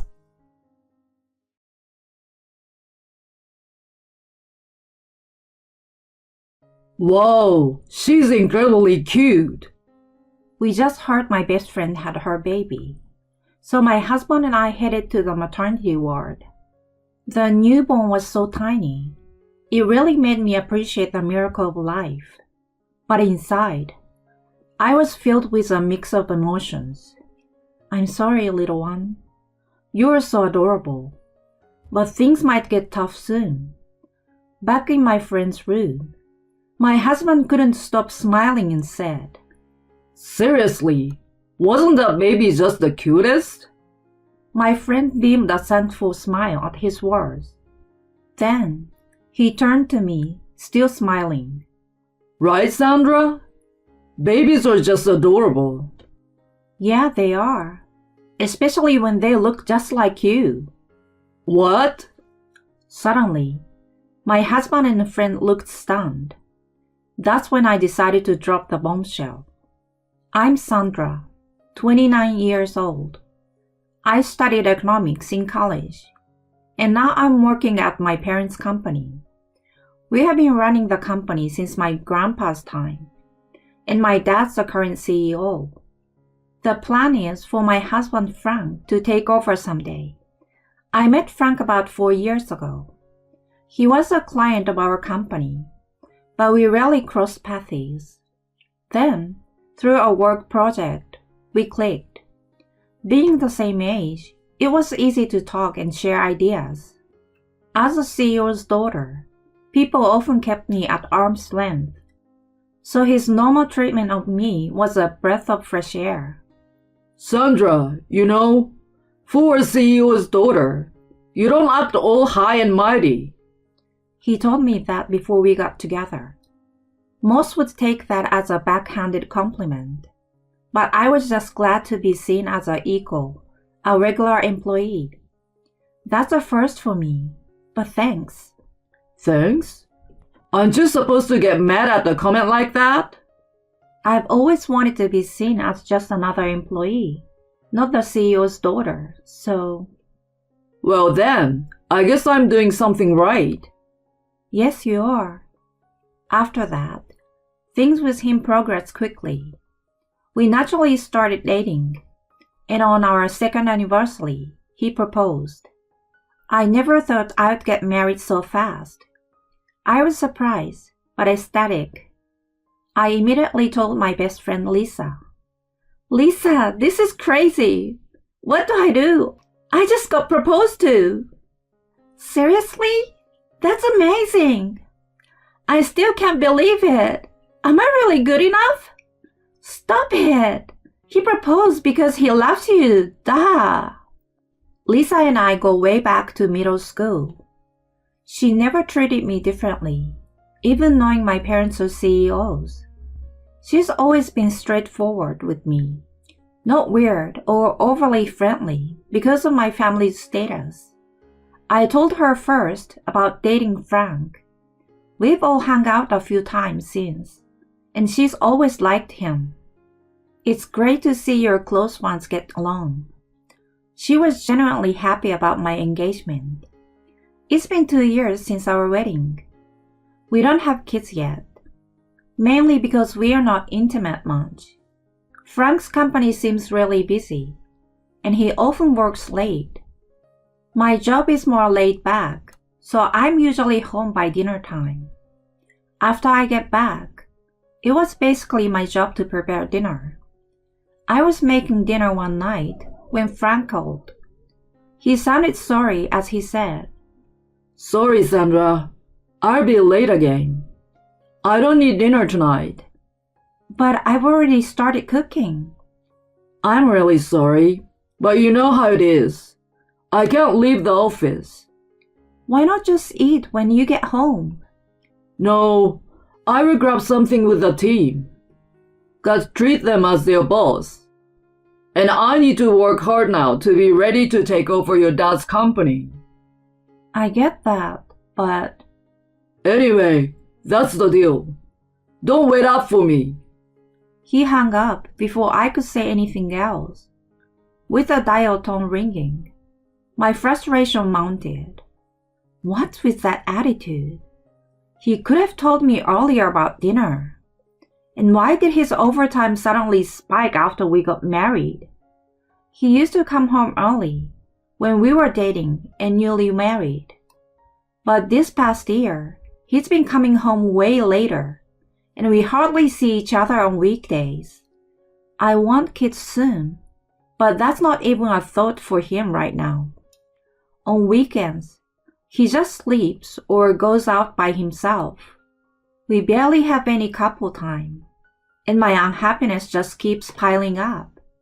Then one day, Lisa reached out, and we planned to catch up. Waiting at our usual cafe, she showed up a little late. Sorry I'm late. Things were chaotic at home. No worries. I've been dying to talk to you. What's up? Something good? The opposite. Frank and I just ain't clicking lately. Really? It's not like you to talk that way about him.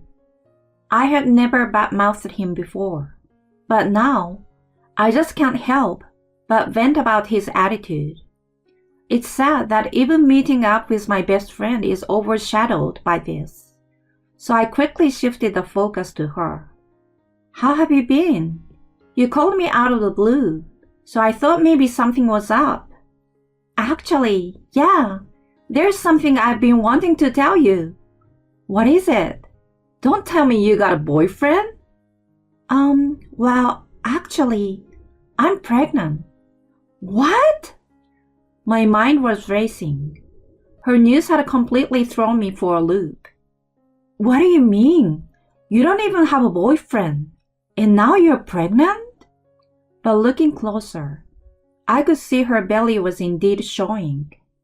Seeming to guess my thoughts, she quickly smiled and started explaining. Sorry for the shock. I'm 30 weeks along now. What? You're in your 3rd trimester already? Who's the father? About the father. Well, we're not planning to get married. What do you mean? You know who the father is, right? Yeah, but it's complicated. We're not getting married, but he's agreed to pay child support, so it's okay. If that's what you want. I didn't want to butt in, but raising a child alone, even with child support, isn't easy. If she knows who the father is, and they care for each other, wouldn't it be better to be together? I couldn't help but think that. But she must have thought this through. If she decided to raise the child alone, I would support her. Criticizing her or giving unsolicited advice now would only make her anxious. Confident in my decision, I smiled and took her hand. Lisa, you've made up your mind, right? Yeah. Sorry for worrying you. Don't worry about me. I'm just concerned about you. Let me know if there's anything I can do, okay? Thank you, Sandra. I'm sorry. Stop apologizing, really. Despite her pregnancy, she seems somewhat downcast. I've never been pregnant, but maybe it's not all happiness. As her best friend, I would do anything to support her. That night, I decided to tell my husband about her pregnancy when he got home. He finally came back after 11 p.m., and I immediately brought it up. Hey Frank, Lisa is pregnant. Really? That's news. Is that all you have to say? She's pregnant. Well, congratulations to her. She's going to be a mom. Thing is, she's decided not to marry the guy. Seems like there is some situation. I see. Well, people have their reasons. Maybe it's best not to pry too much. I felt a strange unease. Usually, he would listen attentively when I talked about her. But today was different. Instead of showing interest in such big news, he seemed almost avoidant. They were close, so why was he acting so distant? I thought he'd be more surprised or happy. The next day, he left early, and I had the day off with nothing planned. So I decided to start looking for a baby shower gift for Lisa. Just then, my phone died, so I turned on my husband's laptop he usually uses. Several tabs were open from sleep mode. Without thinking much, I started checking the open tabs. One of them was his email folder. He uses email on his laptop? I thought, scrolling through. Then, a familiar name caught my eye. What? I muttered, seeing Lisa's name in the email folder. With a sinking feeling, I opened the email. The contents made me gasp. There were messages confirming an affair between them. I love you. Can't wait to see you. It was like reading a stranger's words. Probably from around when she realized she was pregnant, about 6 months ago. There were many emails from that time. One line in particular made my eyes widen. I'm pregnant. It's yours. His reply to her was kind. He was happy about the pregnancy, but said he couldn't divorce me, promising to provide financially for the child once he became CEO. He even expressed a desire to continue their relationship. Seeing their exchange, I was filled with rage. I had been deceived by my husband and best friend. My trust in them, built up over years, crumbled in an instant. Unforgivable. How could they have an affair behind my back? How did they think I felt hearing about her pregnancy? I knew she was in a tough situation, but I was genuinely happy for her. Despite wanting children myself and our drifting apart, I was happy for my friend. But I had been betrayed all along. From that day, I decided to gather evidence of their affair. I saved the email exchanges and even hired a detective to investigate my husband. It turned out he visited her apartment almost daily. On weekends, they would go to a mall in the next county to buy baby stuff. Photos from the detective showed them happily choosing baby clothes. Though I was seething with anger, I couldn't stop crying. That should have been me with him. But it's too late for regrets now. I've already decided to get my revenge. After gathering enough evidence, I was ready to confront them. But then, I received a message that Lisa had gone into labor. I decided to wait until after the birth to address the affair. The next day, she messaged me that she had safely delivered. My husband suggested we visit her, so I went with him to the maternity ward, evidence in hand. Confronting them about the affair right after childbirth might seem cruel, but I couldn't back down now. We were led to Lisa's room, and then to the newborn nursery. She pointed out her baby among several others. "That's my baby girl. She's a bit on the small side." Oh, she's really cute. You did great, Lisa. It was incredibly painful, but once she was born, I forgot all about it. Being a mother is amazing. My heart, however, was filled with loathing. "I'm sorry, little one. You are so adorable, but things might get tough soon." Back in Lisa's room, my husband couldn't stop smiling. Man, that baby really was adorable. She smiled happily and thanked him. He then turned to me with a smile. Right, Sandra? "What?" Babies are cute, aren't they? "Yeah, they are, especially when they look just like you." Their expressions froze instantly. He forced a smile at my comment. Hey, what are you saying? Saying she looks like me sounds weird. I meant it in that weird way. What? I know about you too. That you've been having an affair, and that Frank is a baby's father. They were speechless. Lisa turned pale and started trembling. I pulled out the evidence I had collected and laid it before them, draining the color from their faces. "Frank, are you going to deny it even after seeing this? Are you going to pretend it didn't happen?" It's not like that. We were together just once. "And what? Even if that's true, the fact remains she got pregnant from that one time, right?"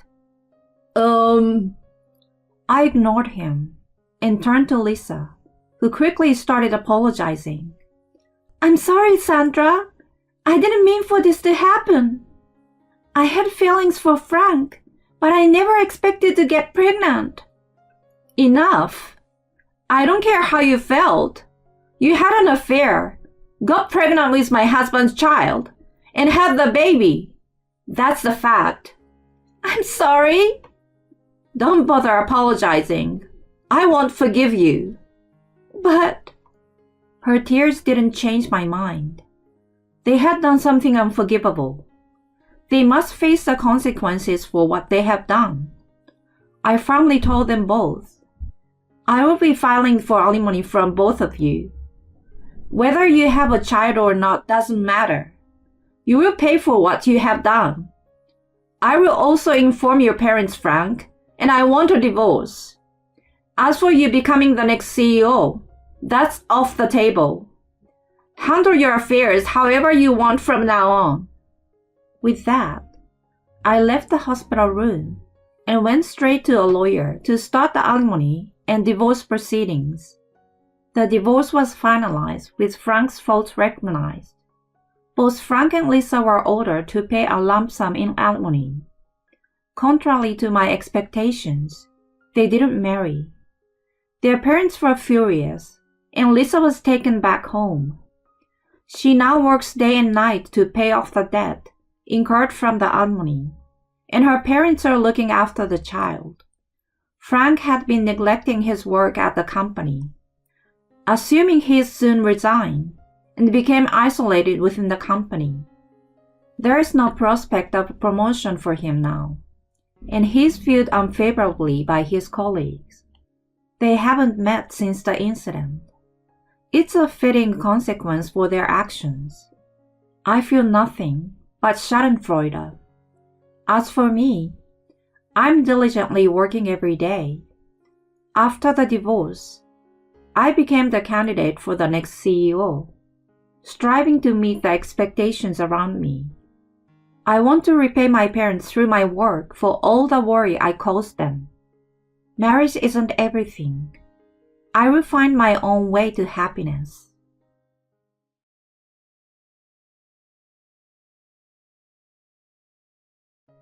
Starting today, I'm living with my mom and dad.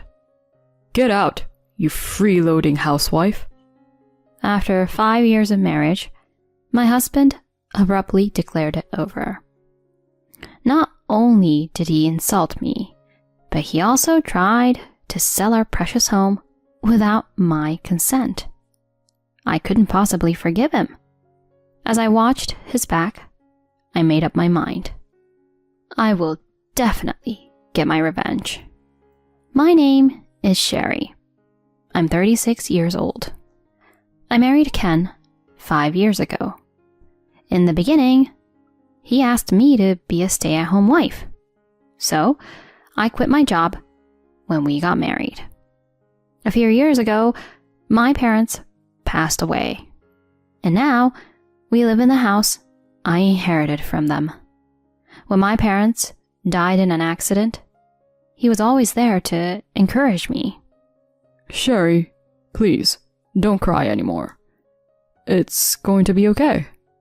But my mom and dad suddenly... I know, honey.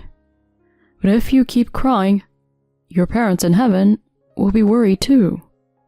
But... It's all right.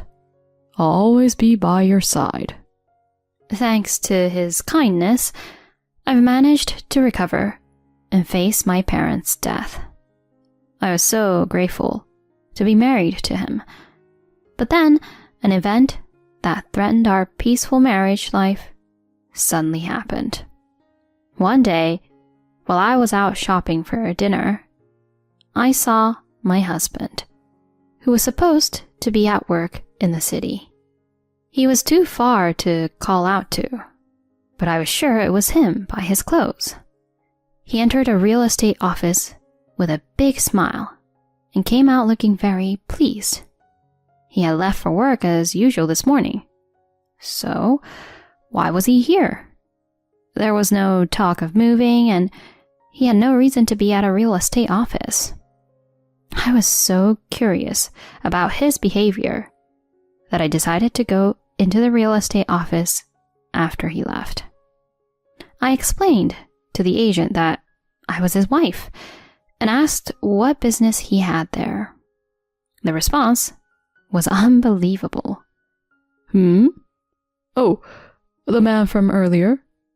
He said he wanted to sell his family home. His family home? Yes, he said he inherited a big house from his parents and wanted to know how much it would sell for and to start the selling process. I was speechless at this unexpected turn of events. Wait a minute. That house isn't my husband's. It's mine, inherited from my parents. Really? But your husband said you had agreed. What? This is the first I've heard of it. I have the deed, and there's no way he could sell it without my consent. Ah, but your husband definitely said he wanted to sell the family home. What does this mean? He was trying to sell the house I inherited from my parents without my knowledge, pretending it was his. I can't believe it. Normally, selling a house requires the deed, registration documents, and a seal certificate. I have all of those, so there's no way he could sell it on his own. What on earth is he thinking? I found out his intentions that night. Ken, there's something I need to ask you. Before I could confront him, he started. I'm fed up with you. You're in the way. Get out. Huh? He interrupted me and blurted that out first. His parents were behind him, glaring at me. What are you talking about? What do you mean, get out? Exactly what I said. I don't have a shred of love for you. You're worthless as a woman. because you can't even have a child. Are you serious? Stop being annoying. Just leave already. I'm going to sell this house and buy a condo with the money. Huh? A condo? I was confused. And then Ken's mother, Lori, spoke up. You know, a high-rise condo near the station. My son's going to buy it. What are you talking about, Lori? Don't call me by my first name so casually. Once you divorce my son, you're just a stranger. It's your fault for not getting pregnant, Sherry. How could you say that? I'm surprised my son put up with you for 5 years. Such a failure of a wife. Ken's father nodded in agreement. I couldn't believe it. Were these people sane? This was the house I inherited. Did they not understand that? I struggled to contain my rising anger and said to my husband, Stop it. There are things you can and can't joke about. Then he burst out laughing and sneered. A joke? This is no joke. I don't love you one bit anymore. I'm going to live with my mom and dad. I've already found your replacement. Get out, you freeloading housewife. What do you mean, my replacement? And this house is mine to begin with. Shut up, freeloader. We're getting a divorce. What? Just pack your stuff and leave before I get back. If you're still here when I return, you'll regret it. He and his parents left, snickering. I stared after them, dumbfounded. The sound of the front door closing snapped me out of it. What? Live with his mom and dad? What does he think this house is? They're all so presumptuous. I'll never forgive this. They'll regret mocking me like this. And that's how I decided to get my revenge on my husband. A few days later, my unsuspecting husband returned with his parents and a young woman struggling to open the front door. Huh? Why? Why won't it open? He repeatedly tried to insert the key into the doorknob. I unlocked the door from the inside and appeared before them. Then he gaped at me, pointing. Hey, why are you still here? That's my line. Why shouldn't I be in my own house? I told you to leave. You're just in the way, you freeloader. Oh, yes. You did say that. But if you dislike me so much, shouldn't you be the one to leave? This isn't your house after all. What did you say? He strode up to me aggressively and grabbed me by the collar. Enough already. Who do you think has been supporting you all this time? Actually, who are you again? Huh? Don't get cocky. You're just a wife. Wife? Oh, I'm single though. How strange. Single? Yes. I didn't just change the locks after he left. I had already changed my last name.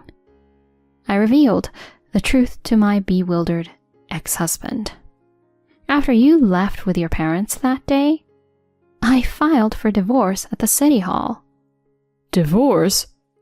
I didn't hear about this. Did I need to tell you? When you left, you were all like, we're getting a divorce, and made a big scene. But I never signed any divorce papers. Oh? Don't you remember when you shoved the signed divorce papers at me? Huh? He seemed to have no recollection, but he indeed had handed me signed divorce papers months ago. Back then, we argued about living with his parents. I had clearly said no to living with them when we got married. I told you, when we got married, I didn't plan on living with them. And you agreed. I changed my mind. With such a big house, why can't my mom and dad live here too? They want to live here. That's not your call. Anyway, I have no intention of living with your parents. Oh, yeah? Then we're getting a divorce. Huh? Look, I even have the divorce papers signed. My parents told me to divorce a woman who can't respect her in-laws. What's that supposed to mean? Don't talk about divorce so lightly. Well, you're right. A housewife like you wouldn't have the guts to divorce, right? You were the one who asked me to be a housewife when we got married. Shut up. See, this is what I mean. After a big fight, he shoved the signed divorce papers at me. I didn't file them at that time, but I kept them as a contingency. He had completely forgotten about the divorce papers until I mentioned them. His parents were also dumbfounded by the fact that the papers had already been filed. Amidst all this, one person was clueless. The young woman my ex-husband brought with his parents. Ken, what's going on? She was probably his mistress. She clung to his sleeve in a flirtatious manner. But in the end, you were going to divorce her, right?